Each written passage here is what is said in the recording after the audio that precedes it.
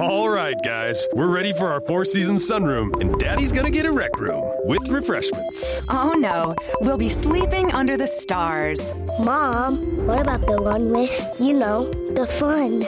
Nice try, little bro. It's a gym. My gym. Hey, Grandma's getting her Four Seasons garden room. Weather tight and still like being outdoors. Maybe a living room. Oh no, wait, a family hub. Yeah! No matter what the budget, the season, or the climate, Four Seasons sunrooms let you and your family enjoy the outdoors inside. Call now to receive your free, no-obligation brochure from the premier manufacturer of sunrooms since 1975. More reasons for Four Seasons now. To find out more, call toll-free 800-928-7007. That's 800-928-7007. Call 800-928-7007 today. You're listening to the Spark Radio Network. Wake up, America. I think I got something to say to you. I say this every week. I love the United States of America, and I want you to love the United States of America too. Office Hours with Dr. A is not a safe space, so enter at your own risk. You will be exposed to the truth, and I will endure the consequences.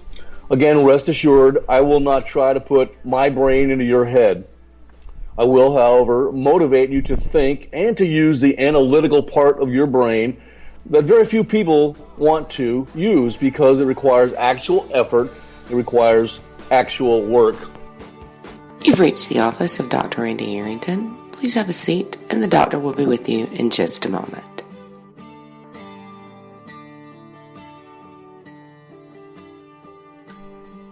Hey, good morning, everybody. This is Office Hours with Dr. Randy Arrington, and it is not a safe space, so indeed, please enter at your own risk. On the line, as usual, is Lou Esposito. She is my producer, my sidekick, and of course, I've given her the honorary tactical call sign, Wench, because she doesn't take crap from anybody. Are you there, Wench? Oh, I'm here, Dr. A. Of course, if you weren't there, nobody would be hearing me. Is that correct? That's right. Oh, okay. You always rub that in. You make sure that I know the extreme value that you have in this whole Office Hours with Dr. A stuff, and I appreciate that. Hey, you know what? I was just listening to Bloody Marys and Broad Streets with JD and Miss Stacy, and it was a raucous time, both listening to it and with the people in the romp. Pretty excitable there. I think he maybe ate too much of the yellow snow up there in New York, and he had to be handled by Miss Stacy. It was funny to watch that, but a great show as usual by those two. Hey, Lou, before we get started today on finishing up our two-part series, which we've called Sheep, Wolves, and Sheepdogs, Dr. A needs to make a small confession.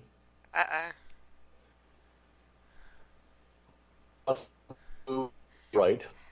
I always tease you that Office Hours with Dr. A has only 2 listeners in each of our broadcast markets. In fact, Miss Stacy told me offline that those names I see in the K98 Talk romper room during Office Hours are not real people. She said they are just fake sock puppets created by Rick Robinson, who I call the air boss, to try and make me feel better about being a radio host. Well, I discovered yesterday that we have several more than just 2 loyal listeners, my mom and your husband. Numerous people. Did that make you laugh? Yes. Did you giggle? Yeah, I giggled. Over the weekend and last few days of last week, numerous, dozens, close to 100 people reached out to me personally, offering their heartfelt praise for what we are doing on the radio airwaves. This was simultaneously satisfying and humbling to hear what these folks had to say. It was especially gratifying that one of our recent monologues stood out in their highly complimentary comments. And that was when we took the time to honor the many heroic, patriotic women in our country whose raised voices and noble efforts are needed now more than ever to preserve freedom and protect the continued longevity of the United States of America for our posterity. Several of them told me that they felt a sense of rejuvenated pride and admiration for American women. But likewise, they also asked me if I could make a brief mention of some of the brave and honorable men that I have had the privilege of serving with during my adult lifetime. Men who courageously and relentlessly walk the warrior's path. My naval aviator squadron mates like Admiral John Cotton, whose call sign is Balls, Cotton Balls. Admiral Steve Oswald, whose call sign is Space.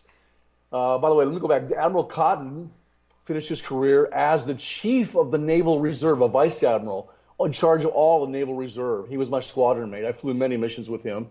Admiral Steve Oswald, his call sign is Space. He has been in space several times as commander, flying into the outer reaches of space. One of my squadron mates, excellent older man now, middle-aged man. Captain Jack Wilderson, call sign Beast Wilderson. Captain Charlie Maynard, call sign is Chaz. And Commander Ed Carey, whose call sign is Boris, as in Boris Badenoff. This reminded me of a story that happened in naval aviation where there was two airplanes out flying in the middle of the Indian Ocean, and one of the airplanes hit a turkey buzzard, destroyed the front part of the canopy. The bulletproof glass was gone. One of my naval aviator squadron mates joined up on this guy, and what he saw when he joined up on him in formation was this guy had his visor up and his mask off, hit by this turkey buzzard, and his right eye was hanging about 4 inches down out of the socket on the retina. And he actually joined up, had this guy fly formation on him as the strike lead, as the leader, took him back to the aircraft carrier, and successfully got him lined up with the ship. And this guy with his eye hanging down, looking at the bottom of the canopy in that A-7, bottom of the cockpit of the A-7, actually trapped on his first attempt, and they took him downstairs to sick bay, and they had a ophthalmological surgeon there on the carrier that put his eye back together, and he actually could fly about 4 weeks later. Isn't that an amazing story, Lou? What do you think about that story? I think I never cease to be amazed at nor do I. Yeah. I mean, it's just an amazing story, true, and it happened. And then I have some of my Department of Homeland Security Customs aviation squadron mates, men like Earl Primo and Bobby Hamilton, E.J. Chong, Rock Ryan, and Chip Wood, who right now is kind of assisting Colonel Rob Maness, another honorable man who's running for Congress, actually running for the U.S. Senate to take Vitter's place, David Vitter's place there in Louisiana. Those are honorable men as well. And one of the stories I have to tell here is Earl Primo and Bobby Hamilton were out one night as NOPD officers. Before they came to us, they were working for the New Orleans Police Department. And they stopped an armed robbery that was actually occurring at one of those little 7-Eleven type stores, convenience stores in Louisiana. A gun battle ensued, and one of the cops took a bullet. And when they arrested this guy, I guess Hamilton was actually arresting him, and Earl Primo went to the cop that was down and saw what had occurred. He put his finger in the hole. It was like a 9mm hole that was in this guy's femur and had penetrated that femoral artery. He put his hole in there to sort of stop the bleeding, went with him the entire way to Charity Hospital in the ambulance. And the next morning, after this cop's life had been saved, the Charity Hospital surgeon basically came on the TV there in New Orleans and said that Earl Primo's actions had actually saved this police officer's life. And that's a true story, too. And these are honorable men that I was privileged to serve with during my career in both naval aviation and then federal law enforcement with U.S. Customs. courageous men that they are. Yes, they're now getting along in years, Lou, but they are true warriors, nevertheless. And you know what? True warriors never retire, Lou. They just find another means of service to our beloved nation. So my message to them is bravo Zulu to all of you, wherever you might be. By the way, I got a question, Lou. Yes. Do you know that the federal government is currently shut down because of this epic snowstorm that battered the Beltway this weekend? Do you know the federal government is totally shut down? Did you know that? Yeah, I actually kind of like it. It makes me feel a little bit more at ease when the government is shut. That makes Mrs. Clinton feel pretty much at ease, at least for the time being, don't you think? Yeah, really, because the FBI agents aren't there to look into her emails. You know what did not shut down up there, Lou? Arlington Cemetery and the Patriotic Army warriors who guard the tomb of the unknown soldier. They are on duty all the time, Lou, protecting, cherishing, and revering the sacrifice of these unknowns who willingly died in service to the United States of America. Dr. A says bravo Zulu to all of them as well. Do you know what bravo Zulu means, Lou? It means job well done. It means a heartfelt job well done. You got that correct. And that's what they deserve. It's a Navy signal that the ships used to send out to each other when they did a job well done. All right, so that's sort of like the opening monologue. This episode here of Office Hours Dr. A, we're going to finish up our two-part series on sheep, wolves, and sheepdogs. So let me go back a little bit and kind of talk about what we discussed last Sunday about sheeps, wolves, and sheepdogs. Edmund Burke, who wrote Reflections of the Revolution in France, taught us that there is no safety for honest men and women except by believing all possible evil of those evil men and women that are lurking around out there. One of my heroes, political philosopher Dr. Hannah Arendt, taught us that the more heinous the behavior is, the easier it is for the rest of us to believe that it never actually happened. She wrote this in The Origins of Totalitarianism. Now, here's the point I'd like to emphasize, especially to the thousands of police officers, soldiers, and university students that I speak to every year. In nature, the real sheep are born as sheep. The sheepdogs are born that way too, and so are those wolves. They didn't have a choice. But you out there listening are not a critter. As a human being, you can be whatever you want to be. My father taught me that. Chief Petty Officer John Arrington taught me, Randy, you can be whatever you want, son. And he was so right. It's a conscious moral decision. If you want to be a sheep, then you can be a sheep, and that's okay. But you must understand the price that you will pay. When the wolf comes knocking at your door, you and your loved ones are going to die if there is not a sheepdog there to protect you. If you want to be a wolf, you can be a wolf. But here's my warning. The sheepdogs are going to hunt you down, and you will never have rest. You will never have safety, trust, or love for your entire life. But if you want to be a sheepdog and walk the warrior's path, then you must make a conscious and moral decision, people, every day to dedicate, equip, and prepare yourself to thrive in that sort of toxic, corrosive moment, that toxic environment when the wolf comes pounding on your door. For example, many police officers carry their concealed weapons in church. They are well concealed in ankle holsters, shoulder holsters, or inside the belt holsters tucked into the small of their backs. And hopefully some of them are buying that from Rebel Road tactical that Slickery Trigger owns. Anytime, Lou, that you go to some form of religious service in the United States of America, there's a very good chance that a police officer in your congregation is packing a weapon. And you will never know if there's such an individual in your place of worship until the wolf appears to massacre you and your loved ones. Do you realize this, Lou? Yeah, I do realize that, unfortunately. Most people I think don't. A lot of people out there don't know this. No, most people don't. I was training a group of police officers once in Texas, which is where Jade Langley lives. And during the break, one officer asked his friend if he carried his weapon to church.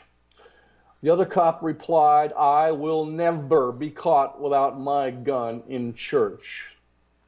After hearing this, I asked this guy why he felt so strongly about this. He told me about a cop he knew who was at a church massacre in Fort Worth, Texas in 1999. Wasn't the guy's name Dylan Roof? He killed 9 people at a church in, I think it was Charleston, South Carolina, just middle part of last year. Am I telling the truth there? Dylan Roof is the guy that killed 9 people in South Carolina? Yeah, I think that was his name. That's really close, if that's not right. But Yeah.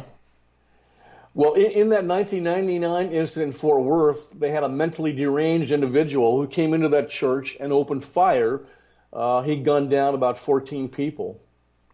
He said that officer believed he could have saved every life that day only if he had been carrying his gun into that place of worship. His own son was shot, and all he could do was throw himself on the boy's body and wait to die himself. That cop looked me in the eye and said, "Do you have any idea how hard it would be to live with yourself after that?" Some individuals would be horrified if they knew this police officer was carrying a weapon, packing heat in church. They might call him paranoid or would probably scorn him. I'm thinking that's probably the mega liberals that would be doing that. Yeah, some people would call him dangerous. Yeah. Yeah. Yet these same individuals would be enraged and would call for heads to roll if they found out that the airbags in their cars were defective, or that the fire extinguisher and the fire sprinklers in their children's school did not work. These people, these knuckleheads, can accept the fact that fires and traffic accidents can happen and that the safeguards against them. But their only response to the wolf, though, is denial. And all too often their response to us sheepdogs is scorn and disdain. But the sheepdog quietly asks himself, do you have any idea how hard it would be to live with yourself if your loved ones, your friends, were attacked and killed, and you had to stand there helplessly because you were unprepared for that fateful day? You know what, Lou? It's denial that turns people into sheep. And sheep are, how should I put this, psychologically destroyed by combat because their only defense is denial, which is counterproductive and destructive, resulting in fear, helplessness, and horror when that wolf does show up. And you know what, Lou? Denial kills you twice. It kills you once at your moment of truth when you are not physically prepared. You didn't bring your gun, or you didn't train to be prepared. Your only defense was wishful thinking. But you know what? Hope is not a strategy. Hope and change is not a strategy. Denial kills you a second time, Lou, because even if you do physically survive that incident, you are psychologically shattered by your fear, your helplessness, and your horror at that moment. Denial can be seductive, but it has an insidious effect. For all the peace of mind that you get by saying it isn't so, the fall you take when faced with the violence in reality, is all the more unsettling. Denial is a save now, pay me later scheme. It's a contract written entirely in small print, because in the long run, the denying person knows the truth on some guttural level. And so the warrior must strive to confront denial in all aspects of his or her life and prepare himself or herself for the day when evil finally comes. If you are a warrior who is legally authorized to carry a weapon and you step outside without that weapon, then you have become a sheep pretending that the bad man will not come today. Now, no one can be on 24/7 for an entire life. Everybody needs a little downtime, like Lou and Stacy and JD. But again, if you are authorized to carry a weapon and you walk outside without it, here's Dr. A's advice to you. Just take a deep breath and say this to yourself. Bah. What do you think there, wench? I think that's funny. Just go ahead and look in the mirror and say bah. You want to take a break, and I think you have something special for us today, do you not? We do. We have a special parable of the three shepherds from the book of Beaker. Yep, from the book of Beaker, and then we're going to go into a break. I'm ready. We'll be right back.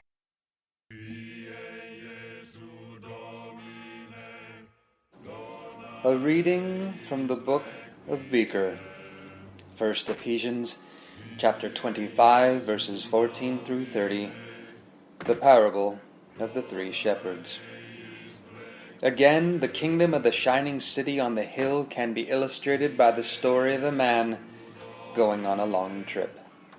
And as it was written, the man called together his servants, and to them he entrusted his flock. One of the servant shepherds lacked a spine. When encountering the most feral, most vicious of all the packs of wolves in creation, this shepherd would not even loose a rock from his sling in defense of the flock. Nay, he would not even remove his sling from his belt, for he thought the mere sight of it would be offensive to the wolves, thus incurring their wrath. Instead, this shepherd offered one of his sheep to the wolves as a peace offering, announcing to all the world that with this deal there would at last be peace in the meadow.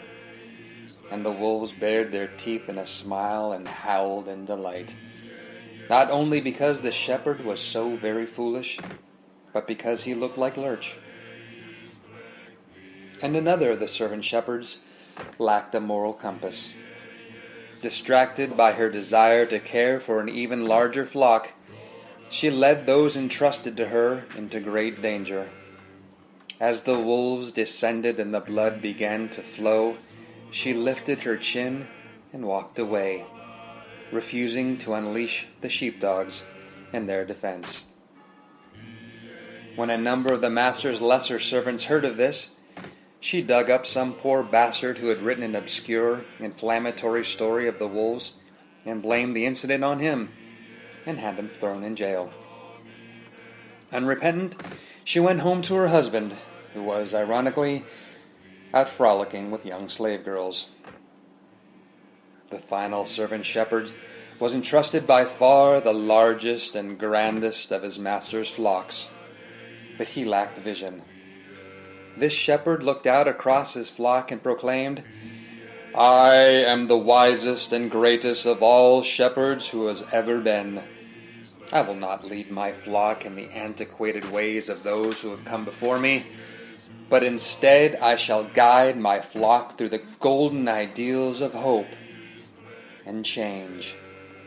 And lo, he set out to lead them, and failed.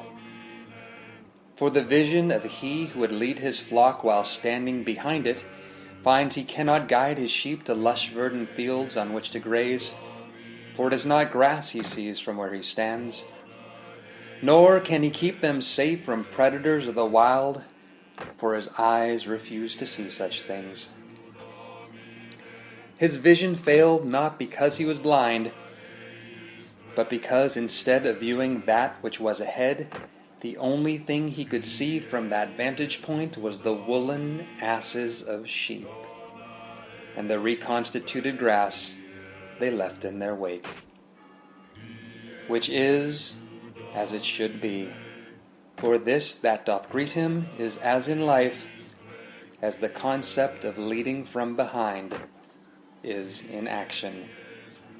And the sheep of the flock grew weary of the incompetence of the servant shepherds, and cried out to their master, O Master, why have you forsaken us? Why have you left us in the care of such fools? And the master said, Sheep of the flock, it has ever been that the choice of servant shepherds is up to you, for such is the law of the shining city on the hill. And the sheep of the flock paused in their incessant bleating, and knew that this was true. And then a voice from inside the flock said, Hey, this Donald Trump guy sounds like he'd be pretty good at this, right? And the countless sheep bleated in their agreement. And then the master shook his head and said, In all the universe of creatures great and small, clearly thou art the fucking stupidest things ever created. And then he went to the divine liquor cabinet to drink deeply and drown his sorrows. This has been a reading from the book of Beaker.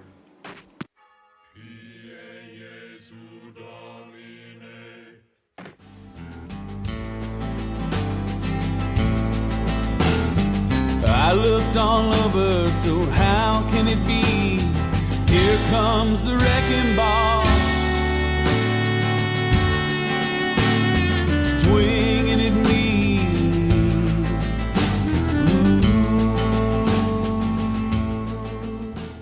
K98 Talk is continuing to expand its lineup.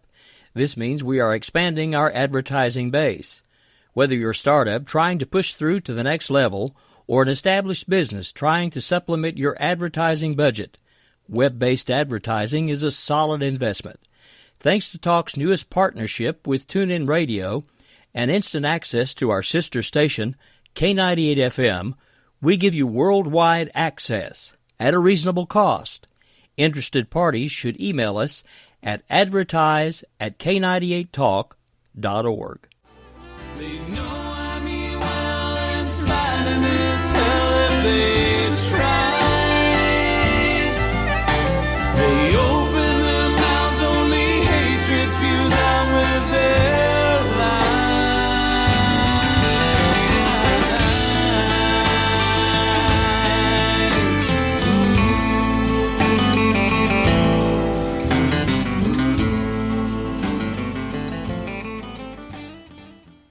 Okay, Dot, we're back. Okie dokie.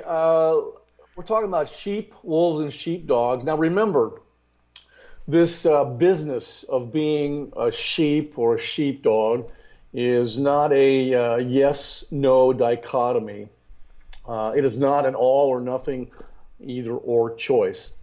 I teach all the time, it is a matter of degrees. It's a continuum. On one end is an abject head in the sand sheep, and on the other end is the ultimate warrior. By the way, to digress for a second, people, I do have some Hollywood roots there. I wrote a book called Kerosene Cowboys. It became a movie. They changed the name to Red Sky, which kind of upset me. But so I've got some friends out there in Hollywood. If you want to see a movie about the ultimate warriors, I can highly recommend you go see 13 Hours, which is about the attack on the United States consulate there in Benghazi. I sat there just for the 2 hours. It's just I couldn't move. I was transfixed. I couldn't even eat my popcorn all that well.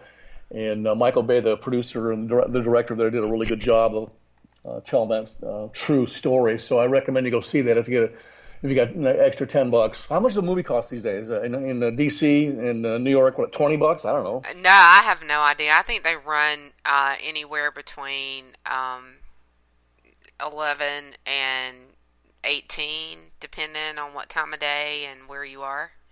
Yeah, well, I'm kind of frugal, so here in Peachtree City, Georgia, I go to the matinees and pay like $7.50 or whatever. I call that smart, but I mean, everybody has a different view.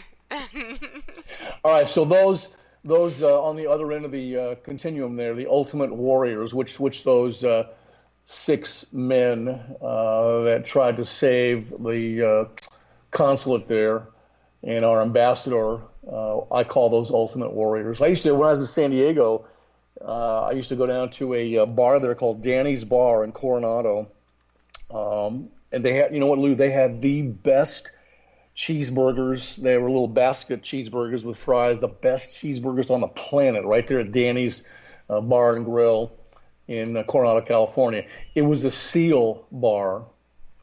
And in the story, I think that's SEAL guy named Kyle, who's dead now, Kyle's husband. That's where he supposedly hit that wrestler Jesse Ventura and knocked him to the ground with one punch there. I think that's where that actually happened. Do you know anything about that? Oh yeah, I know that story. Jesse Ventura is. Yeah, well, that's where Kyle's husband actually knocked him to the ground there and with one punch. Yeah, they can put him in a cell with Obama, as far as I'm concerned. You know, people in the during office hours on the other show. What's the show before us? I can't remember the name of it. The JD and Stacy show. Before us, yeah, Bloody Mary and Broad Sheets. And broads, yeah. Broad Sheets. Yeah, they were a lot of people a lot of the fake sock puppets in that romper room were talking about Mrs. Clinton being indicted, and I've already told you I got a bet with Miss Stacy that she's going to be indicted before March 22nd of this year, and that's what my informants are telling me. But they're preparing her cell at Leavenworth, and I call it the secret compartmented cell. Do you know where I get that from? From the government. It's an actual, it's an actual security clearance. Yeah, it's going to be her cell is going to be a top secret, sensitive compartmented cell with special access only, because that's what she's been doing.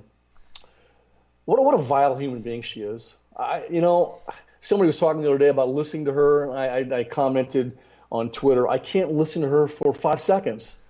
I think it was Jody, one of the Altcom radio hosts, either Jody or Diane. I can't listen to Mrs. Clinton or look at her for more than 5 seconds. Is there something wrong with me because I can't do that? No. Why would there be something wrong with you? I don't know. I mean, there's a lot of people out there who love her. A lot of people out there, Lou, are willing to trade their freedom for free stuff. And you know what I call those people, right? Get ready to drink. They're mind raped. They have been mind raped. And I just don't understand it. I do understand how they get there. It's the cultural Marxist professors that, bring them that way. But so back to the wolves and sheepdogs. Most of us live somewhere in between. Since 9/11 and some of these other heinous activities that are taking place in America and around the world, I think that a lot of people are taking a step up that continuum and away from denial. The sheep took a few steps towards accepting and truly appreciating the American warriors, and those warriors started taking their jobs more seriously.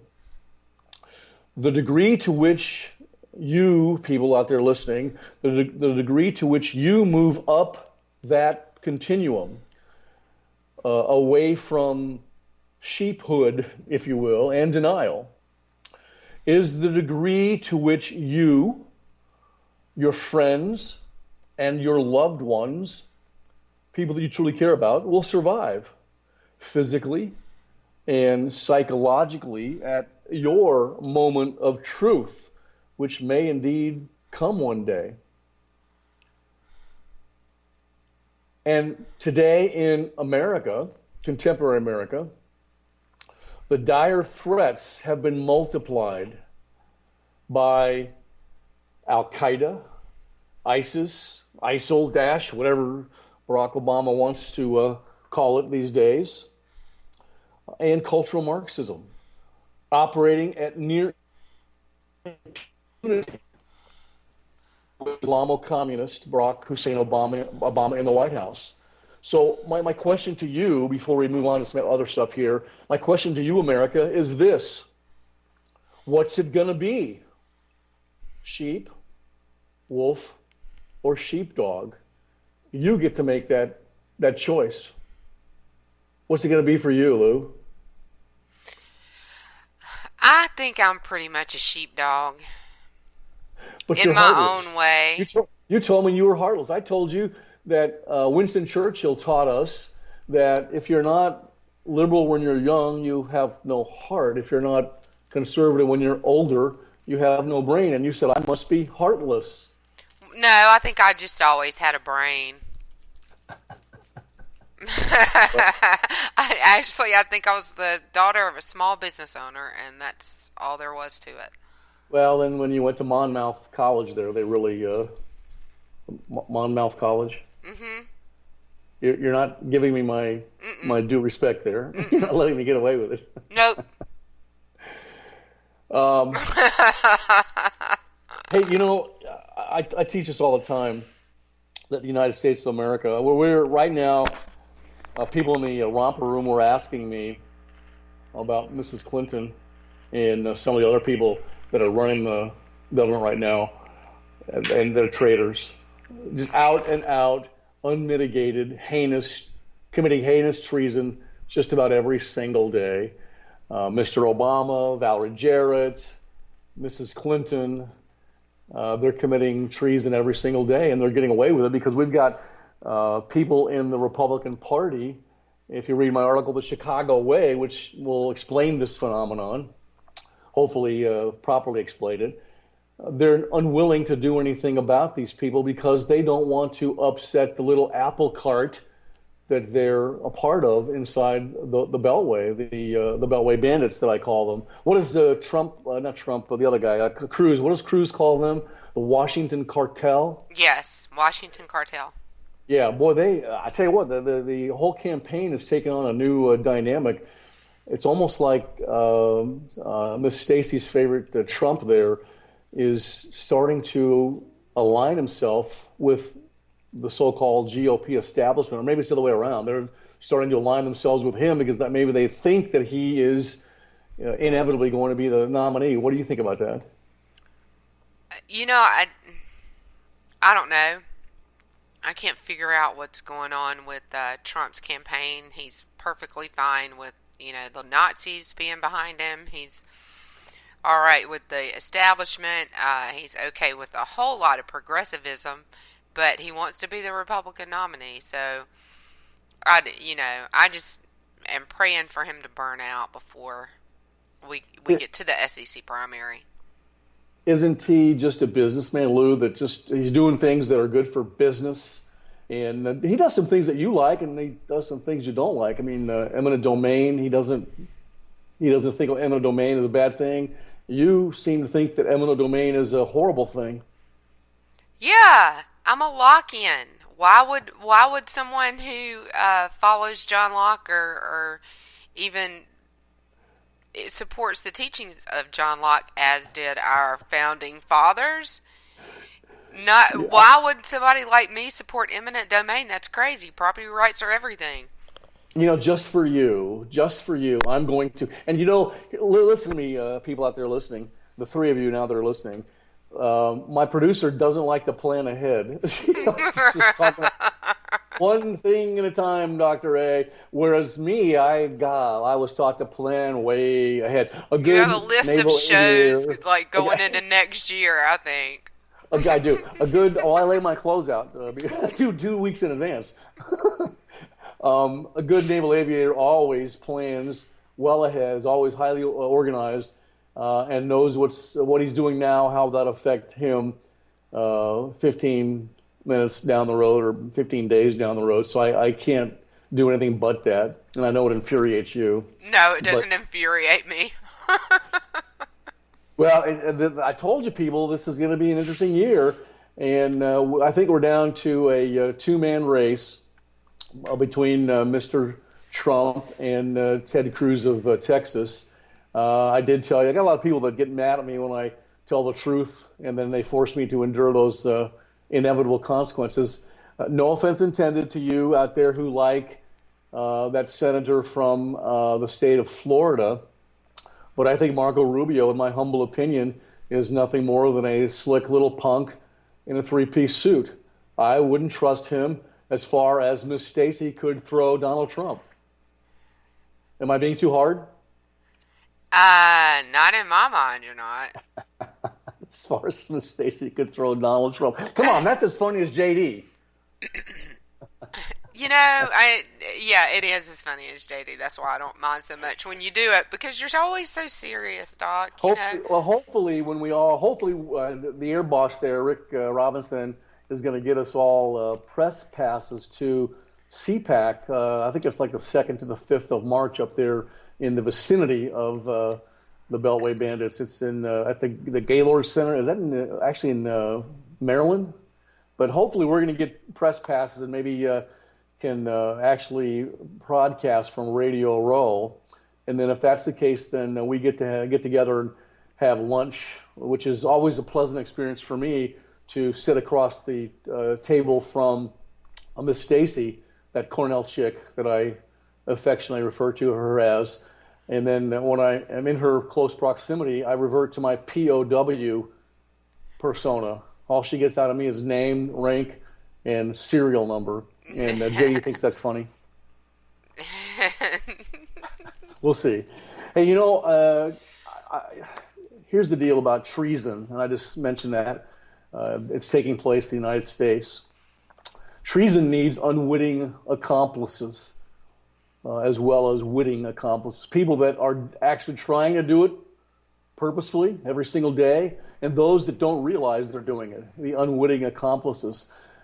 Several months ago, they had a report that came out of the Department of Homeland Security, which has turned into one of the most embarrassing bureaucracies with Jay Johnson at the helm. But this report came out that documented threats to the United States of America's longevity as a free nation. And it argued that one of the biggest perils to American freedom is the distinct possibility, Lou, of homegrown violence from, how'd they put it, older, right-wing extremist, sovereign-minded citizens who revere the United States Constitution. Are you kidding me? That's exactly what they said.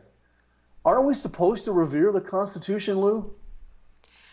I would hope so. It's really disappointing when you see so many people who don't. But we are supposed to revere the Constitution. There's the whole concept of the living Constitution, and some people think that it should grow and change and mean different things over time, as if it's up to some kind of biblical interpretation or something, which is insane. And nothing could be absolute. That's absolutely true. Nothing can be farther from the truth. Mm-hmm. You got a whole cadre of so-called intellectuals at the university level. When I was at UCLA as a professor, I used to talk to them all the time and see them, sashaying around campus with their high-minded ideals. Nothing but cultural Marxists is what they were. That think that the Constitution should be repeatedly interpreted and reinterpreted. That's not true. I mean, the founding fathers, flawed men that they were, I'll grant you that, but they were brilliant. They were brilliant. And they had lived through King George III style of tyranny. So they knew what it was all about, and they knew what had to be done. They loved Montesquieu, and they loved Locke, which in your honor, we're going to do a whole show on Locke in the future, and that's I'm planning that. You keep promising me that, but I haven't seen it yet. It's going to happen. Well, I got to get there. It's the right segue has to take place for us to get to a whole series on Locke, because it's pretty deep, and I'm not sure that I'm not sure that Stacy could keep up with Lockean principles. I know JD can, but please, oh, you don't be talking about my buddy like that. She can run circles around. She can run circles around you and JD. Agape love is what I'm saying. Yeah, I know. So older right-wing extremists, and when I read that, I thought of you. Older right-wing. I'm not laughing. Right-wing extremists and a sovereign-minded citizen who reveres the United States Constitution. Didn't they teach you, as a Meredith girl, to revere the Constitution? As a Meredith girl? No, that's not where I learned it. But yeah, I mean, I think that they'd very much do. Even the liberals that I went to school with, and there were a lot of them. It was a women's college. Were very constitutionally focused. You had one professor that sometimes you will equate to me the way I talk. I can't remember what his name was. He was a poli-sci professor there at Meredith. Speak the truth. No, I've never had. No, he was at Georgia Southwestern College, actually. Oh, okay. Yes, that was Kent Soul, and I believe he's retired. But he was the best one of the best professors that I ever had. He was awesome. So back to this idiotic report out of DHS.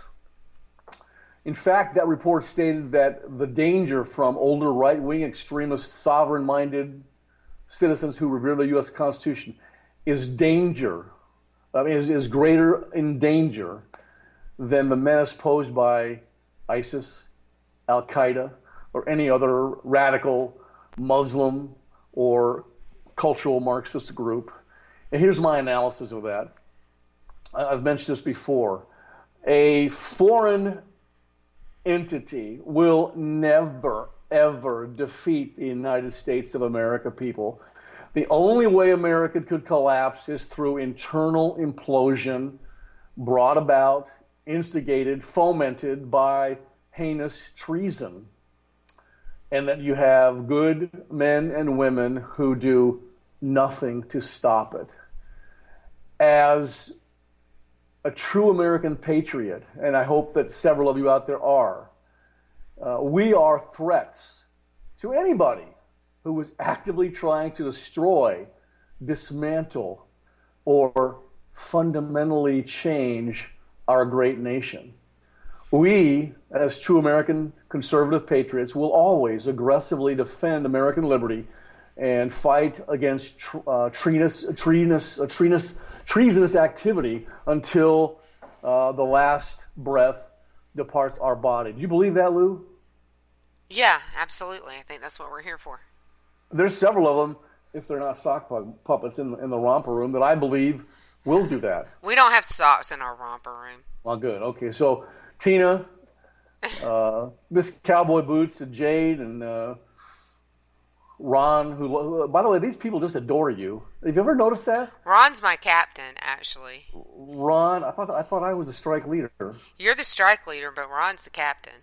And the air boss is Rick Robinson. But, people like that, along with Slick and all those individuals, they're wonderful to be associated with. And I think they will stand up and fight against heinous treason, that type of activity, until the last breath departs their body. I believe that with all my heart. That's a great segue to the last break if you want to take a quick one.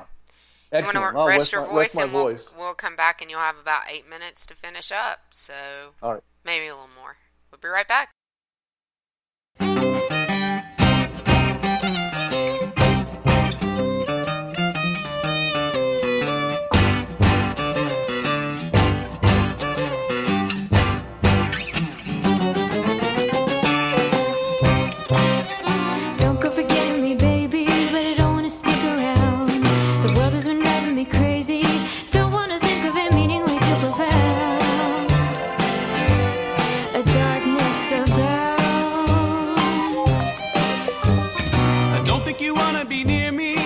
Ship is run aground. The water is shallow and hazy. The storm is upon us. It's too late to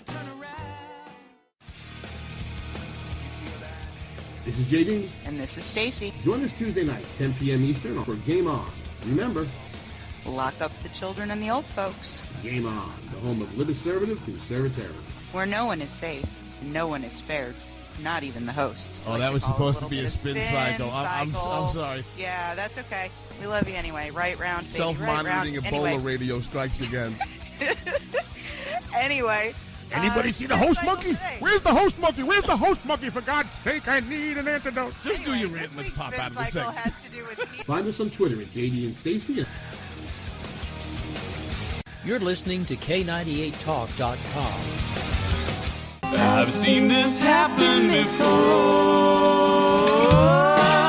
And there's a full moon out tonight. I'm a fool, but you can't fool me twice.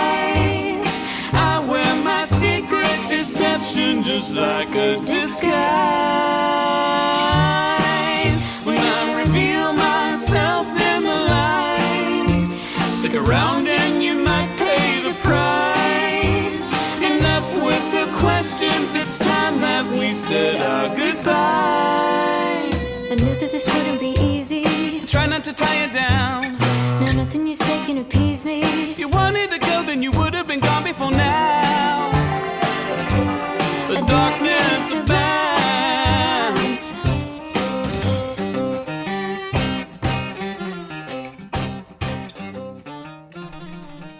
Great music by Tennessee Jed there. He's on iTunes. You're back, Doc.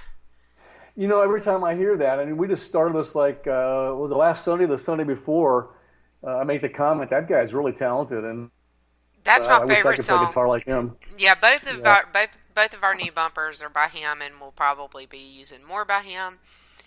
But yeah, he's super talented. Good for him. The people out there in office hours with Dr. A land seem to really enjoy Beaker when he does his readings. That's yeah. It's fun. Yes, the Book of Beaker is awesome. All right, so well, he read today from the Book of Appeasement. Yes, exactly. The names of the books of Beaker are actually pretty awesome too. You got about 5.5, 6 minutes. Can you get us out of here? All right. Kind of wrap this up. Yeah. Marxists in our country, masquerading as liberals, are the people who are afraid of us true American patriots. They are afraid that us true American patriots, Lou, will stand up and stop their plans for a revolution in America, whether that totalitarian revolution is communist or Islamic, whatever brand the totalitarianism goes by, they're afraid that we'll stop that. They are correct to fear us because we, in the long run, wench, will defeat them. To reiterate, Barack Hussein Obama boldly commits high treason, in my humble opinion, and blatantly breaks the U.S. Constitution on a daily basis because he is an Islamo-communist. He does have a phone and a pen. What a knucklehead to say that he's going to rule, this is by fiat, with his phone and his pen, and the GOP establishment, because of the Chicago way, doesn't have the courage, or as JD would say, the cojones, to stand up and stop this guy. If this guy was me in the White House, I would have been impeached and thrown in jail years ago, Lou. Years ago. You believe that? Yeah, I definitely believe that. Trust Dr. A on this one subject. That's one of my mantra sayings. Mr. Obama literally hates the Founding Fathers' original idea of America. He literally hates the concept of sovereign, inviolable individual rights, the rule of law, market capitalism, and holy Christianity with a delusional passion. Next week, we're going to get into that concept where we're going to have a whole show on what I call courage, cowardice, and the wordsmiths. We're going to talk about how these people came to fruition in the United States of America, where they came from, where did Barack Obama come from, And I'm going to teach people where that whole dynamic has been instigated and fomented and grown to fruition. Where did it come from? And we're going to talk about the Ivy League schools and some of these cultural Marxist professors. Obama indeed was brainwashed by radical Muslims and revolutionary-minded Marxists to believe the things that he believes in and to behave the way that he behaves. Listen to me. It is who he is at his core. He is actively, purposefully trying to destroy the United States of America. And we are correct to be fearful of him and his faithful. But we should have greater fear of the morons and the so-called elitists who actually put a man like Barack Hussein Obama in the White House and who actually will vote for a woman like Mrs. Clinton or a man like, who's the guy from Vermont, Bernie Sanders, the socialist that he is. Those people, we should be afraid of them because 47 or 8% of them exist in the United States, Lou. They are the ones that we should really fear because they are so mind raped. They actively cover for and protect this guy and his heinous behavior as commander-in-chief. And they're everywhere. They're in all walks of life, Lou. These people, too, are unwitting American traitors, and they don't even realize it, Lou. It's very similar. The analogy I would say is very similar to the average German citizens in 1939 or the Russians in 1917. They are unwitting accomplices to the planned destruction of the greatest nation that mankind has ever known. They know not what they do. America, people, trust Dr. A in this one subject, is God's shining city set upon the hill for all to see. That is absolutely the truth. And I want you to always remember this. Let freedom ring. God help us. And I'm going to end. In your daily lives, speak the truth, endure the consequences. Yeah, sorry about that. I'm going to end with saying that it was John Winthrop who said that first. Do you know who John Winthrop is? I do. Okay, great. He was the second governor of Massachusetts and a great man in establishing the colonies. So, shout out to him. And we will be right back here next Sunday. You can catch us on WNJC 1360 AM in Philly on Tuesdays at 5 p.m. And we'll see you Thursday night for Hitting the Bell Tolls. And hopefully you'll be feeling up to that. Or we'll have a fill-in. So join us hopefully, after they carve up my mouth on Thursday morning. Yeah, I know. That's going to stink. So we'll see. Yep, but we will see you guys around. Thanks for joining. Office Hours on WNJC. It's brought to you by the Conservative.